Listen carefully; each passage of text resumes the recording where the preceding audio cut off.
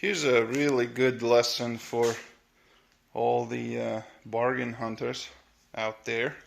Nothing wrong with a bargain, but most of the time you get what you pay for. And in this case, this motor mount job ended up leaving this gentleman without any kind of power steering. So without further ado, let's go under the car and take a look. First thing I saw was a strip bolt for the belly pan. No big deal, right? Second thing I saw was all jacked up wiring in here that's been broken and patched poorly. This was obviously crushed because that's from the new motor mount, and it was crushed somehow in the process.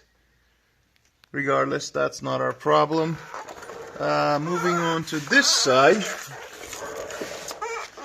I'm seeing other wires just dangling, even though they have a holder, but they're not. These are just waiting to get crushed, pinched, caught, and other stuff. This is a big problem. You see that thick line? That's a power steering line, and that line that is right now pinching the cable from the air conditioner. You see that cable over there? Alright, so that line is routed incorrectly. That line has a hook and should go underneath the motor mount through that hole, and I'll show you why. Because under this current routing, oh, here's a really nice zip tie, but guess what happens? This axle flange rubs onto the power steering line, see? And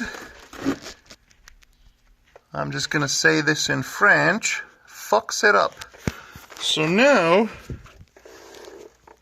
we've got some fluid over there. We've got this mangled up power steering line that shouldn't be routed that way. I'm not even sure how the guy did it, because it's quite hard to route it that way, but I guess I underestimated him. And then the other problem with the power steering is that this is the rack, and this right there, that's the servotronic valve that basically controls the amount of assist. And down here somewhere is the servotronic cable. Oh man, I can't even get to it to show it to you, but there it is. I don't know if the connector is broken or if this thing is just left unplugged. You're gonna have a hell of a time plugging that back in, because now the connector is in between the engine and the subframe, which was obviously dropped. So yeah, this is really nice work. Looks like the subframe wasn't put together in the same spot either. You see how the bolt mark was there, so it's misaligned. My guess is this car does not track very straight now, does it?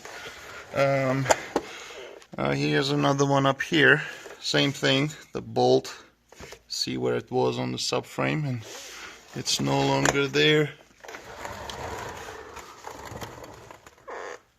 Man, this is such a hack. What the heck were you thinking? Yeah, this message is for the owner of this car.